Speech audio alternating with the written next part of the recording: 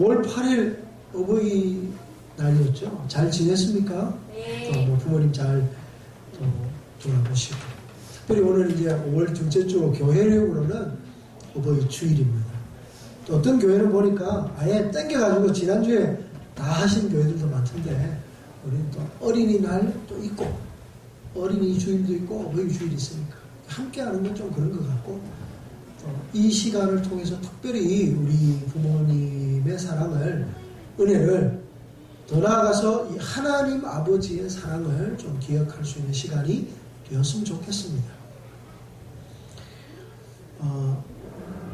어느 목사님이 저에게 한 편의 시를 보내준 게 있어요. 이 시가 이렇게 시작합니다. 저에게는 하나님이 3등입니다. 시 제목부터 뭔가 조금 이 무슨 말이지? 읽어봤어요. 그러니까 이런 거예요. 하나님, 저는 하나님이 언제나 저에게는 3등이었습니다. 첫 번째는 내가 해야 될 일이 첫 번째고, 두 번째는 내가 해야 될 일이, 하는 일이 첫 번째고, 이제 내가 해야 될 계획과 내 비전이 두 번째고, 그 다음에 세 번째가 하나님이었습니다. 이렇게 시가 가요. 제가 다 외울 수가 없어가지고 하여튼 그렇게 가요. 그런데 하나님은 우리가 늘 첫 번째였고, 하나님에게는 내가 늘 첫 번째였음을 생각하면서 늘 하나님 앞에 설 때마다 내가 매일 미안한 마음과 죄송한 마음으로 주님 앞에 옵니다. 이런 시예요. 참 그 내용이 시사하는 바가 굉장히 우리에게 울림을 주는 것 같아요. 우리가 내가 하나님 중심으로 살겠습니다, 내가 하나님 제일로 살겠습니다 라고 고백하지만 실제로 하나님을 믿는 것도 어떻게 보면 나를 위해서입니다. 하나님을 예배하고 하나님을 섬기는 것도 나와 내 자녀들이 잘 되기를 기대하는 마음이 없다 그러면 거짓말일 것 같습니다. 그만큼 우리는 하나님 사랑하기보다 나를 더 사랑하고, 내 형편과 내가 해야 될 일과 나의 주변, 내 가족이 너무나 소중한 사람들입니다. 그것이 잘못되었다는 게 아니에요.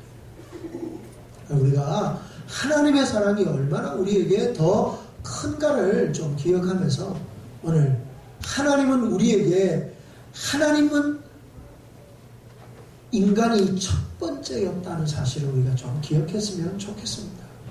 특별히 예수님께서 이 땅에 오셔서 우리를 위해 사랑하시고, 병도 고쳐주시고, 가난한 자들과 함께 하시고, 세리와 장녀들의 친구가 되시면서 그들에게 천국의 복음을 전하셨습니다.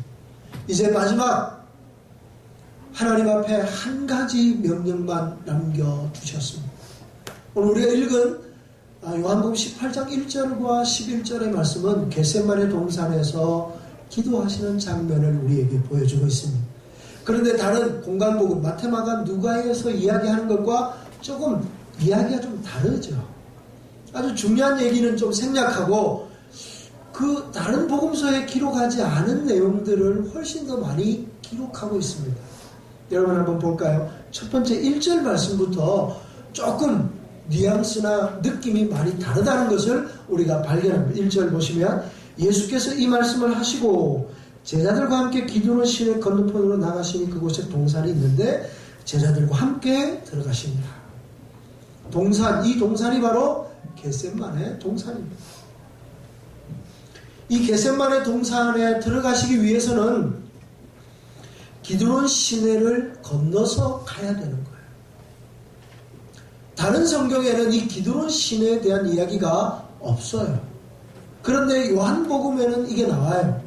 동산에 가려면 시내를 건너가야 돼. 건너가서 동산에 들어갔다라는 얘기를 우리에게 들려주고 있습니다. 그러면 요한은 왜 이 이야기를 우리에게 들려줄까요? 여러분, 성경은 굉장히 압축되어 있어요. 그냥 의미 없이 어쩌다가 그냥 쓰다 보니까 그렇게 쓴 글이 하나도 없어요. 바꿔 말하면 기드론 시내를 언급할 때에는 여기에 요한의 의도, 요한의 생각, 이 안에 요한이 우리에게 무언가를 들려주고 싶은 많은 이야기들이 포함되어 있다는 겁니다. 그게 그 이야기가 도대체 뭘까? 우리가 유추해서 생각해 보면 이런 거예요. 이때가 언제냐 하면 6월절이에요. 우리 예수님이 6월절 날 돌아가시잖아요. 그러니까 잡히시던 날 밤이에요. 그러니까 6월절 날 이스라엘 백성들이 흩어진 이스라엘 백성들이 다 예루살렘에 올라옵니다. 원래 이스라엘 백성들이 1년에 3번 명절 때 하나님께 올라오는데 그 중에서도 6월절, 오순절, 초막절이라는 3번 중에 3번이 다 올라와야 되지만 3번 다 올라오기 힘드니까 가장 중요한 절기가 언제냐면 6월절이에요. 이 6월절에는 그야말로 바벨론 포로로 잡혀갔다가 돌아오지 못한 사람들로부터 시작해서 그 당시에 소아시아 지역과 북아프리카 지역에 유대인들이 굉장히 많이 광범위하게 흩어져 살았습니다. 이런 사람들을 디아스포라라고 그러죠. 흩어진 사람.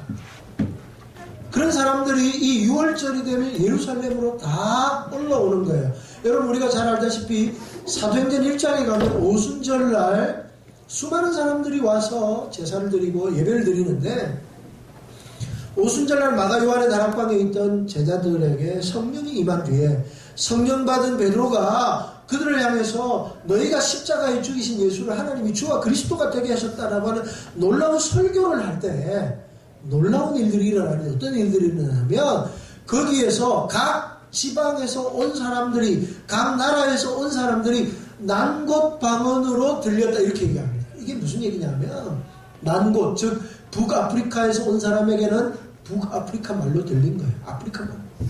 또 자기의 고향이나 자기가 살던 그 나라 땅에 들렸던 그런 외국어로 말이 들렸다. 이런 그야말로 바벨탑 사건으로 말미암아 언어가 혼잡게 된 것이 성령께서 오심으로 언어가 하나가 되잖아요.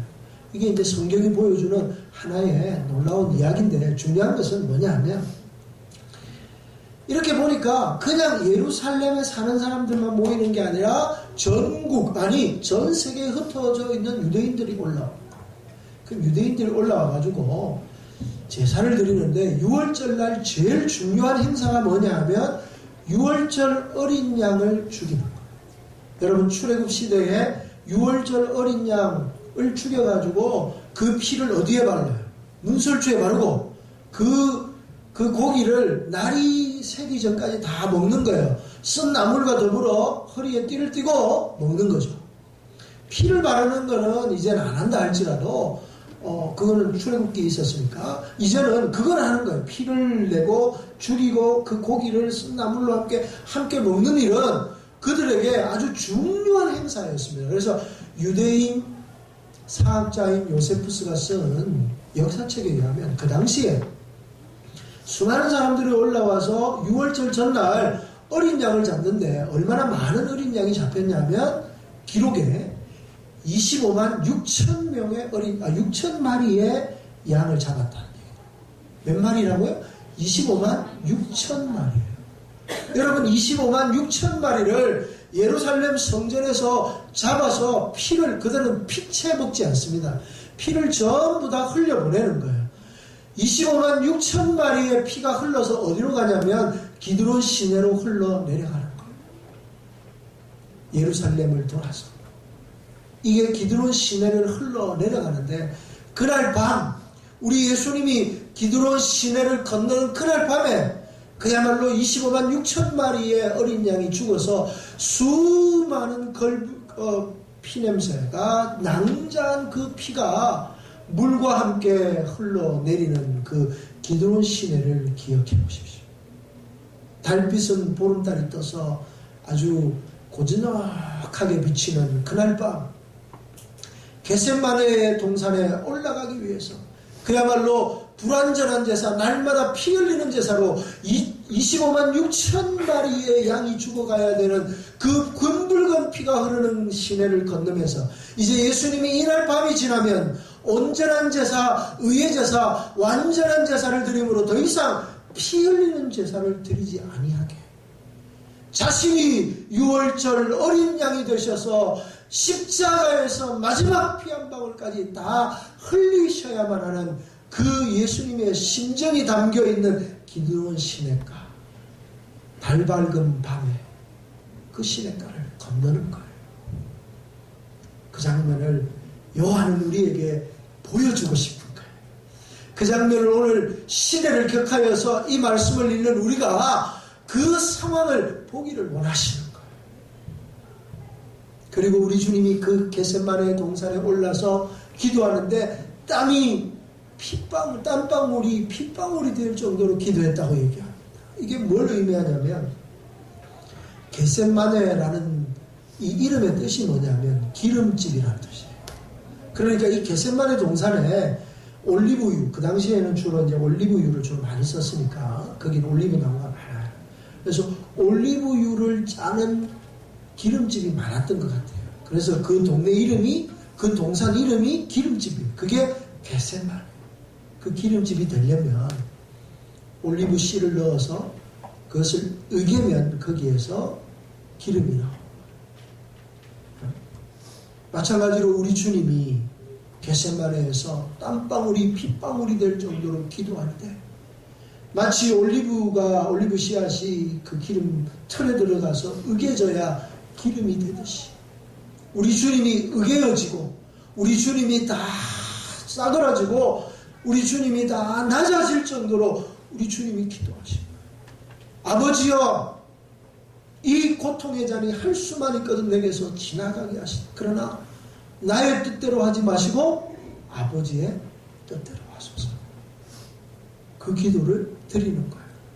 그 기도의 말미에 이제 사람들이 와서 예수님을 잡아가려고 하니까 베드로가 칼을 들어가지고 이 칼을 이 종의 귀를 잘랐는데 그 종의 이름이 말고다의 귀가 잘라졌어요. 칼을 칼집에 넣어라. 그러면서 주님이 오늘 11절에 이렇게 말씀하시죠. 중요한 말씀을 우리에게 들려줍니다. 아버지께서 주신 잔을 내가 마시지 아니하겠느냐. 아버지께서 주신 잔을 내가 마시지 아니하겠느냐. 우리말 번역은 약간 뉘앙스가 아버지가 주시니까 내가 어쩔 수 없이 받는다 이런 느낌을 좀 받죠. 우리말 번역이 좀 한계인데요. 이게 이제 헬라어 원문을 살피면 이 안에 이런 뜻이 있어요. 아버지께서 주신 잔을 내가 기꺼이, 내가 기쁨으로 마시겠다라는 의미가 담겨져 있는 거예요. 그러니까 우리 주님이 이제 겟세마네 동산에서 으개진 거예요. 땀방울이 핏방울이 되도록 기도함으로써 하나님의 뜻을 기쁨으로 받아들이면서 우리 하나님이 이 아들에게 주시는 잔을 아들이 기쁨으로 받는 장면을 우리에게 보여주는 거죠. 우리 주님이 받는 잔, 아버지가 주신 잔, 이 잔은 어떤 잔입니까? 기쁨의 잔이 아니에요. 저주의 잔이고요, 고통의 잔이고요, 슬픔의 잔이고 아픔의 잔. 이 잔이 뭘 의미하는지 우리가 너무나 잘 알지 않습니까? 십자가를 의미합니다. 예레미야 애가 3장 19절에 가면 이런 말씀이 있어요. 내 고초와 재난 곧 쑥과 담즙을 기억하소서. 이렇게 예레미야가 노래합니다. 예레미야 애가라는 말이 뭐냐면 예레미야가 부른 슬픈 노래라는 거예요. 예레미야 선지자는 남쪽 유다가 멸망할 때 그 유다를 보면서 하나님 앞에 슬피 울었던 선지자예요. 그래서 눈물의 선지자 예레미야. 울 수밖에 없는 거예요. 하나님의 나라가, 하나님의 백성이, 하나님의 택한 왕같은 제사장 나라가 그들이 하나님 앞에 제대로 살지 못해서 이제 하나님이 이방을 들어서 이 나라를 멸망시키는데 아무리 외쳐도 이 사람들이 회개하지 않고 결국에는 하나님의 심판의 메시지, 하나님의 심판의 지팡이가 유다 땅에 임함으로써 유다가 망하고 예루살렘 성전이 다 무너져 나리고 예루살렘 성전에 솔로몬이 입혔던 그 모든 금그릇과 금기구와 금으로 입혔던 그 모든 금을 느부갓네살이 다 끌고 가는 그런 참담하고 비참한 현실을 보면서 그가 얼마나 울었겠어요. 그래서 그 운 이야기가 애가 슬픈 노래 이런 이야기예요. 그 애가 이렇게 얘기해요. 내 고초와 재난 쑥과 담즙의 잔을 기억하. 쑥이 뭐예요? 쑥즙. 이게 굉장히 쓰거든요. 우리나라 사람들은 건강에 좋다 이러면 이 쓴 거를 얼마나 잘 먹는지 몰라요. 담즙. 이게 뭔지 알죠? 쓸개예요, 쓸개. 와신상담이라는 말이 있잖아요. 오늘나라의 부처이 누워서 쓸개즙을 빨았다 이렇게. 쓴맛을 빨면서 야 내가 이 고난을 이겨야지. 그만큼 이 슬픔의 잔을 지금 이 잔을 아버지가 이 고통의 잔을 아들에게 주고 아들은 이 고통의 잔을 기쁨으로 받고 아버지는 아들을 사랑합니다. 아버지는 아들을 이 세상에서 가장 사랑하고 가장 존귀 여기고 가장 귀히 여깁니다. 그럼에도 불구하고 그 아들에게 고통의 잔을 줘요. 왜요? 우리를 너무나 사랑하셨어요. 우리에게는 하나님이 3등인데 하나님은 우리에게 1등인 거예요. 하나님은 우리를 너무나 사랑하셔서 아들이신 예수 그리스도를 고통의 잔으로 내보내셨어요. 6월절 어린 양의 피로 내보내셨어요. 그런데 아들이신 예수님은 그 말씀에 기쁨으로 순종합니다. 예, 아버지. 아버지의 뜻대로 내가 이 잔을 받겠습니다. 죽기까지 복종하시고. 창세기 22장으로 돌아가면 아브라함이 나옵니다. 아브라함이 100세에 얻은 아들 이삭. 얼마나 기뻤을까요? 75세에 부름을 받습니다. 25년 동안 아들이 없었어요. 하나님이 75세에 부르시면서 그에게 이렇게 얘기합니다. 네 자손이 하늘의 별처럼 바다의 모래처럼 많아질 거야. 그런데 아무 일도 일어나지 않은 25년 동안 이제 자기 아내 사라는 경수가 끊겨서 이제 더 이상 아이를 낳을 수 없는 여인의 몸이 돼요. 모든 소망이 끊어진 그때 하나님이 드디어 아브라함에게 오셔서 네 아내에게 아들을 내가 주리라. 아내 사라가 그 얘기를 문 밖에서 듣다가 하나님이 농담하시는 줄 알고 웃었어요. 비웃었어요. 이삭. 그래서 아들을 얻어서 그 이름을 이삭이라고 합니다. 이름을 부를 때마다 하나님이 말씀하실 때 내가 웃었다. 두 가지 의미가 있는 거예요. 내가 하나님을 신뢰하지 못해서 하나님이 농담하시는 줄 알고 내가 웃었다. 내가 다시는 하나님의 말씀을 농담으로 여기지 말아야지. 이런 의미가 있고 하나님이 내게 기쁨으로 아들을 주셨으니까 내가 웃음을 되찾았다. 그래서 이삭이 이해가 되시죠? 그러니까 이 100살에 얻은 아들이니까 얼마나 귀한. 그런데 어느 날 22장에 하나님 22장에 이렇게 얘기합니다. 아브라함아 네 독자 이삭을 내게 바쳐라. 청천벽력이잖아. 어떻게 아들을 내게 달라? 근데 아브라함은 그 아버지 하나님의 말씀에 그대로 순종합니다. 그 말씀 떨어지자마자 그 다음날 아침에 일찍이 일어나 성경을 읽어보시고 그래요. 일찍이 일어나 모든 준비를 하고 발행합니다. 아침 일찍 일어나서 출발했다는 데서 주는 뉘앙스가 뭐예요? 여러분 늦게 일어나고 니미적거리고 문기적거리면 못 떠나요. 떠나기로 마음먹었으면 아침 일찍 일어나서 떠나야 돼요. 어떤 목사님은 이런 것에 대해서 이런 해석도 붙이는 거예요. 아마 늦게 일어났으면 사라에게 잡혔을 거예요. 세상에 어느 엄마가 아들을 죽이러 가는 자리에 엄마가 놓아주고 있는 사라가 일어나기 전에 아침 일찍 떠나는 이유는 그런 것이 뭐 이런 여러 가지 해석이 있으면 이건 해석이에요. 그게 생각해도 되고 안 해도 되고. 그러나 중요한 것은 아침에 일찍 일어났다는 결단했고요. 그 결단에 순종했다는 거예요. 그리고 모리아산 하나님이 지정한 모리아산까지 그 길이 3일 길이에요. 1시간 걸어가면 되는 길이 아니고 3일을 걸어가는 길이에요. 그 3일을 걸어가는 그 길은 아들을 죽이러 가는 길이에요. 아들을 번제로 바치는 길이에요. 하나님의 말씀이지만 하나님이 네 독자 이삭을 내게 바쳐라 해서 떠난 길이지만 그 길은 고통의 길이에요. 그 길은 죽음의 길이에요. 마치 우리 주님이 걸어가셨던 십자가의 길처럼 그 길은 정말 고독하고 외롭고 슬프고 다시는 걷고 싶지 않은 3일 길을 걸어가면서 아브라함 어떤 생각을 했을까요? 고난에 찼을 것입니다. 아니 고뇌에 찼을 것입니다. 순간순간마다 고민하며 염려하며 어떻게 하지? 여러분 아브라함 믿음의 조상이니까 그 사람은 대단한 믿음의 사람이다. 아니요. 그도 우리와 똑같이 혈과 육으로 된 사람. 아들을 사랑할 줄 알고요.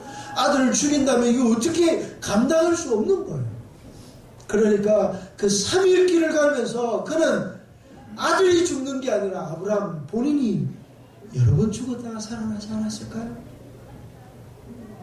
거기다가 이 고민을 하면서 얼마나 많은 고민이 있겠어요. 그냥 떠날까? 애들을 보내고 차라리 내가 죽을까? 예? 그런 마음이 막 있는데 아들이 이렇게 물어요. 아버지를 딱 쳐다보면서 초롱초롱 빛나는 눈으로 아빠, 번제할 어린 양은 어디 있어요? 여러분 이 말은 아버지 아브라함에게 비수가 되어 가슴에 꽂히는 거예요.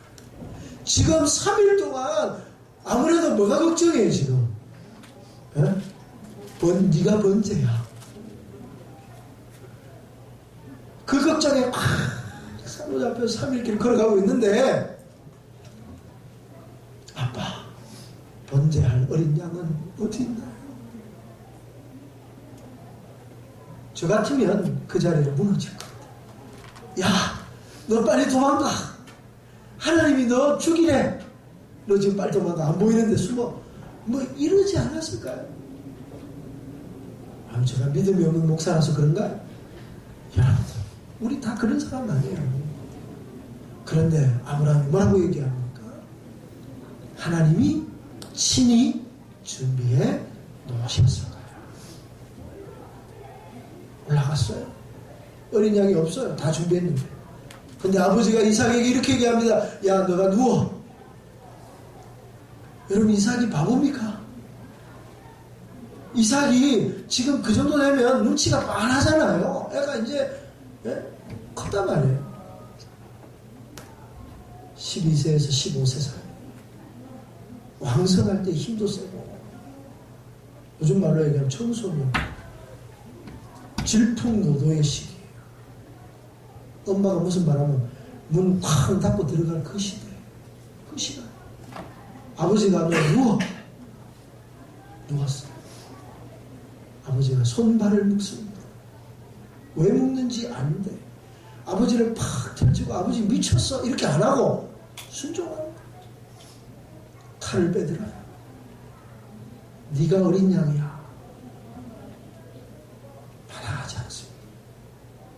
그때 하나님이 아브라함아, 잠깐만, 내가 이제 네 믿음을 알겠노라. 잠시. 그 다음 이야기 이런 우리가 잘 하자. 중요한 것은 아브라함이 아들을 내어놓는 마음. 우리 하나님 아버지가 독생하신 아들에게 고통의 잔을 주는 그 아버지의 마음. 일맥상통하지 않나요? 한 분을 더 소개하려고 합니다.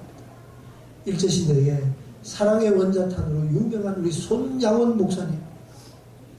여수의 양원에서 나병 환자를 평생 섬기다가 그도 순교의 제물로 드려졌지만 그보다 더 유명한 것은 그의 아들 동신이와 동인이가 공산주의자들에 의해 죽임을 당합니다. 죽창에 찔려 죽습니다. 나중에 공산당에 물러가고 난 뒤에 그 자기 아들 동신이와 동인이를 죽인 그 안씨가 있어요. 그 아들을, 그 사람을 자신의 양자로 입양합니다. 놀라운, 자기 아들을 죽인 사람을 양자로 입양해서 목사합니다.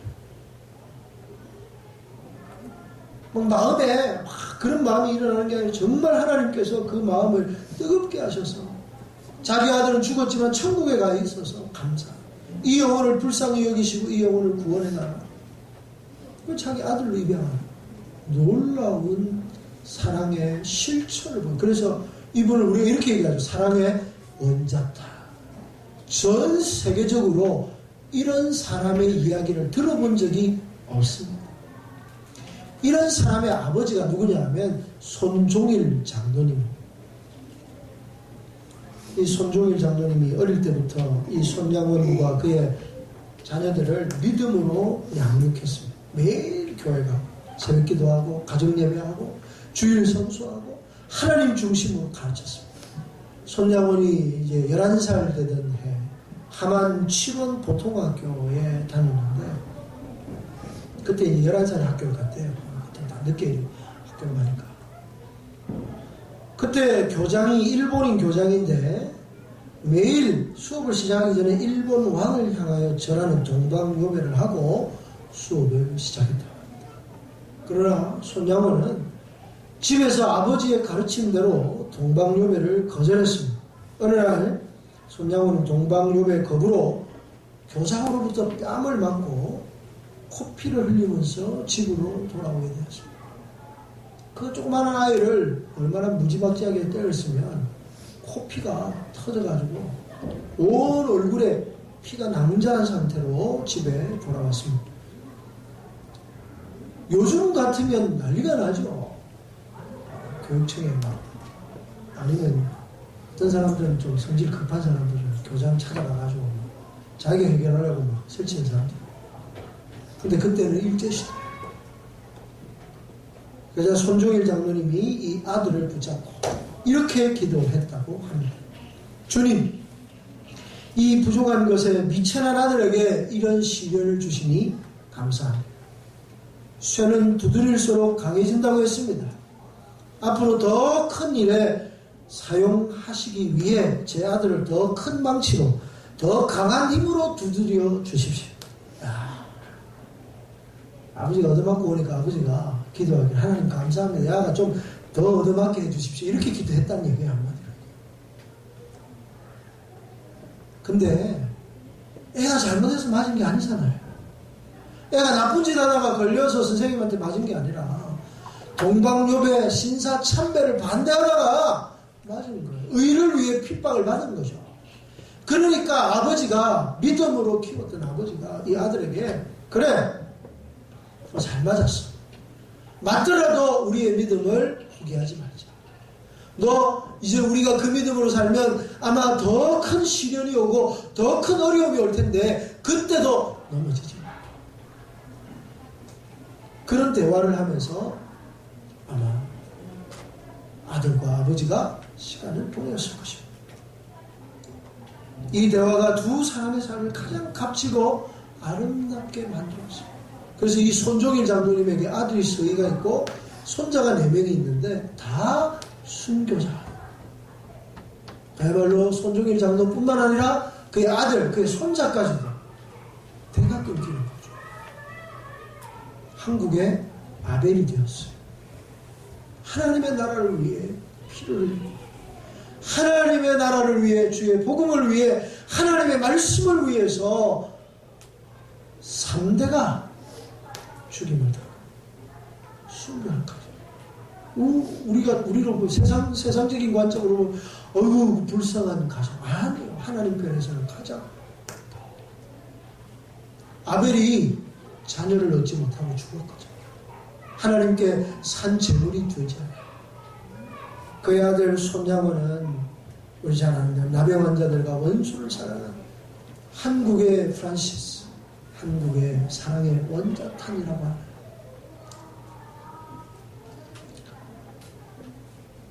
요즘 보니까 기독교 영화가 좀 많이 나와요. 오두막이라고 하는 영화는 미국에서 만든 미국의 어떤 그 베스트셀러 소설을 영화한 영화. 서서평이라고 해서 여자 호주 선교사인가요? 그분의 일대기를 그린 영화가 개봉했는데 보신 분 있는가 모르겠어요. 제가 아직 못 봤습니다만 그런 영화가 있고 주기철 목사님에 관한 영화가 지난번에 한번 방영이 됐고요. 손양원 목사님에 관한 영화도 지금 거의 만들어져 가지고 개봉을 앞두고 있습니다. 여러분 우리 한국교회는 이렇게 엄청난 믿음의 유산을 가진 교회예요. 그래서 이게 선교 100주년이 지나지 않고 이렇게 엄청난 축복을 받고 믿음의 꽃을 피우는 나라가 되었습니다. 그런 국가가 되고 그런 믿음의 유산을 가진 나라가 되었습니다. 오늘 이런 아름다운 유산을 누구에게 보내야 돼요? 아버지와 아들, 어머니와 딸 다 포함해서 말이죠.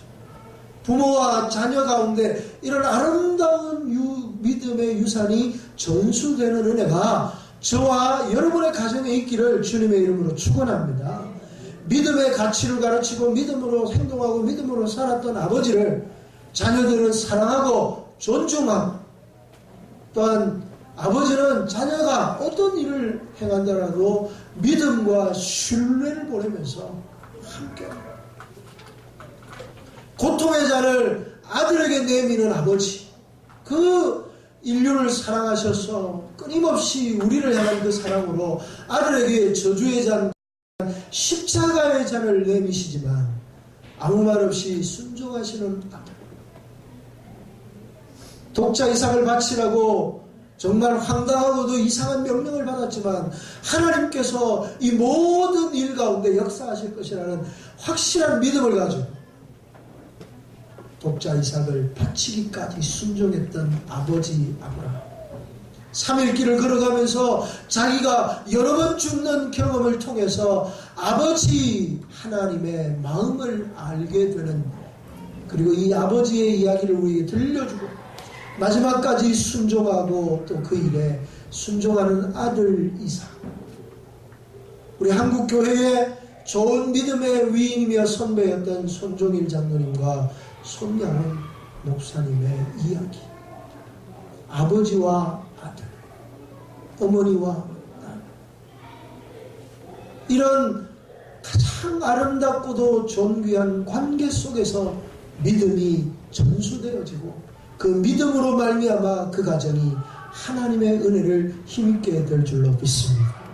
오늘 우리 은혜교회 모든 성도들, 여러분의 가정이 이런 믿음의 축복 가운데 믿음과 신뢰와 사랑과 존경이 우리 가운데 흘러넘치는 복된 가정들이 다 되시기를 주님의 이름으로 축복합니다. 아멘. 우리 함께 찬양할까요? 이 찬양이 동료로 알려져 있지만 원래 이 찬양은 찬송가입니다. 찬송가인데요, 3절까지가 되어 있습니다. 우리 한번 찬양합시다.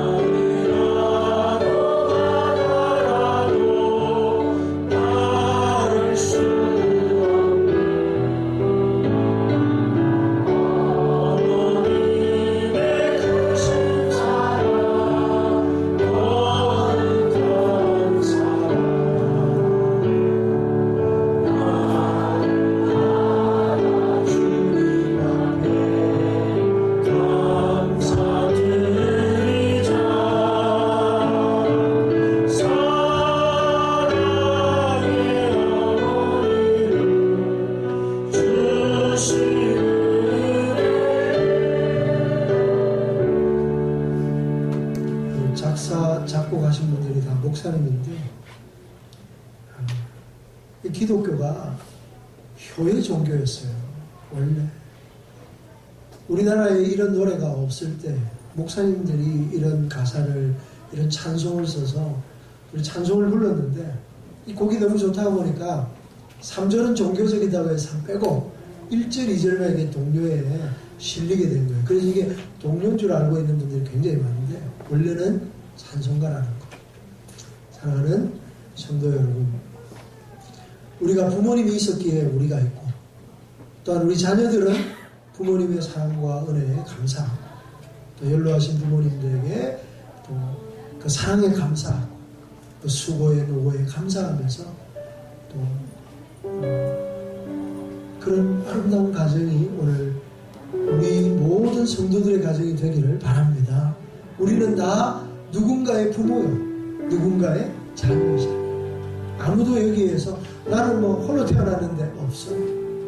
아버지 어머니가 있고 또 일찍 돌아가셨으면 더 마음이 아플 거라고 생각합니다. 살아계실 때 우리 어머님 아버님 최선을 다해 섬기고 좋아하시는 거 좀 할 수 있으면 좋겠고 또 사랑하는 자녀들, 자녀 여러분 주 안에서 부모에게 효도하고 공경하는 것이 약속 있는 첫 계명이고 주님이 우리에게 명령하신 말씀이라는 거 기억하고 아버지와 아들의 관계처럼 숭고한 관계가 없습니다.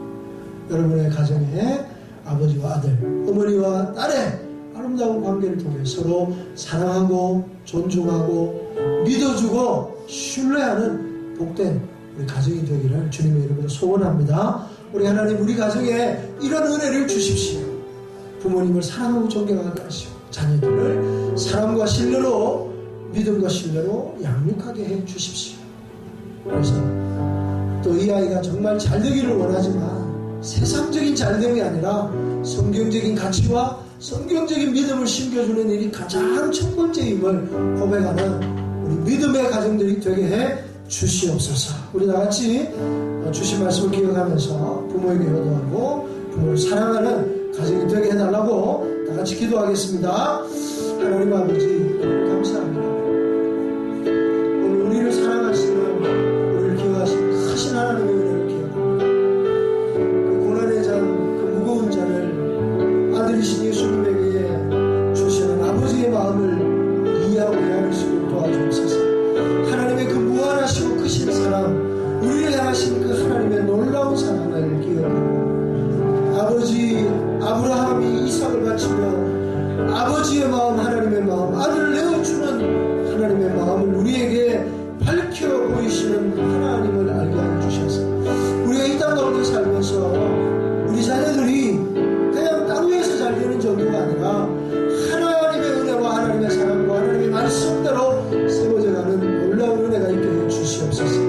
우리 온 가정이 말씀 위에 세워지고 축복 위에 세워지고 하나님의 기쁨이 되어지는 역사들이 있게 해 주시옵소서. 그리고 새롭게 해주시기를 간절히 비옵고 예수님 이름으로 기도합니다. 거룩하신 아버지 하나님 은혜를 감사합니다. 우리를 향하신 하나님의 크신 사랑이 아들을 내어주시기까지 사랑하시고 그 고난의 잔, 그 저주의 잔을 아들에게 내미실 수밖에 없는 하나님의 그 무한한 사랑을 이 시간 깨달아 아는 저희들이 되게 해 주옵소서. 아들 이삭을 하나님의 명령에 따라 내어놓으면서 자기가 얼마나 많이 죽는 경험을 했을까요? 하나님 아버지, 하나님이 아들을 우리에게 내어주시기까지 얼마나 힘든 결정이요 그것이 얼마나 고통스러운 일인가를 이 시간 헤아릴 수 있는 저희들이 되게 해 주옵소서. 하나님은 하나님이시니까 그런 일을 해도 돼? 아니고 하나님은 하나님이시지만 하나님의 아들이신 예수 그리스도를 우리에게 내어주실 때 얼마나 고통 가운데 그러나 우리를 너무너무 사랑하시기에 아들 예수를 십자가에 죽이시고 유월절 어린 양으로 우리를 구원하시는 그 크신 하나님의 은혜를 기억합니다. 거룩하신 아버지 하나님, 오늘 이 땅에 어떤 부모가 자식을 사랑하지 않겠습니까? 어떤 부모가 자식이 잘됨을 바라보지 않겠습니까?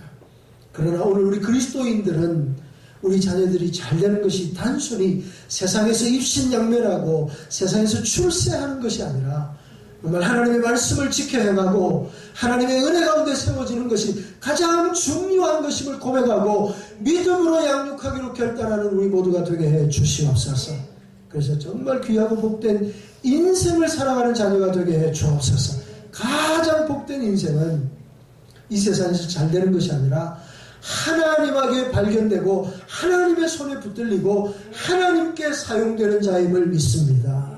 주님, 이 시간 우리 모두를 기억하셔서 우리 사랑하는 성도들의 가정에 하나님의 말씀이 충만하고 말씀의 원리로 아이들을 양육하며 온 가정이 아버지와 아들, 어머니와 딸이 서로 사랑하고 존경하고 신뢰하고 믿어가는 복된 가정이 되도록 축복하여 주옵소서. 기독교적인 가치관, 성경적인 가치, 하나님 중심으로 살기로 결단하고 결심하는 우리 가정들이 되게 해 주시옵소서. 주님 홀로 영광을 받으시옵소서. 감사합니다. 오늘도 주님 앞에 나올 때 귀한 예물을 정성껏 구별하여 올려드렸습니다. 주님 11조를 드립니다. 감사를 드립니다. 주일 헌금을 드립니다. 선교 헌금을 드립니다. 이렇게 예물을 제목제목 하나님 앞에 올려드리는 모든 손길들을 복주시고 은혜 주셔서 이 예물들을 통해 하나님 크게 영광을 받아 주시옵소서. 이 예물들이 쓰여지는 곳에 하나님의 영광이 나타나게 하시고 특별히 믿음으로 예물을 드리는 모든 성도들의 가정에 하늘의 신령한 것과 땅의 기름진 것들로 복을 받게 하옵소서. 하나님의 은혜를 누리는 우리 모두가 되게 해 주시기를 간절히 소원하오며 우리를 구원하신 우리 주 예수 그리스도의 이름으로 기도드리옵나이다. 아멘. 지금은 우리 주 예수 그리스도의 은혜와 하나님 우리 아버지의 무한하신 사랑과 성령님의 감화 감동 위로 교통 충만케 하시는 은혜가 오늘도 주님을 사랑하고 주님을 기뻐하며 주님께만 영광을 올려드리기를 소원하는 모든 주의 백성들 머리머리 위에 또한 아버지와 아들, 어머니와 딸 오직 믿음과 성령 안에서 서로 사랑하고 존중하고 신뢰하며 믿는 가정이 되기를 원하는 모든 성도들과 그 가정과 자녀들 머리 위에 피 흘려 세우신 교회 위에 이제부터 영원 무궁토록 함께 계시기를 축원하옵나이다. 아멘.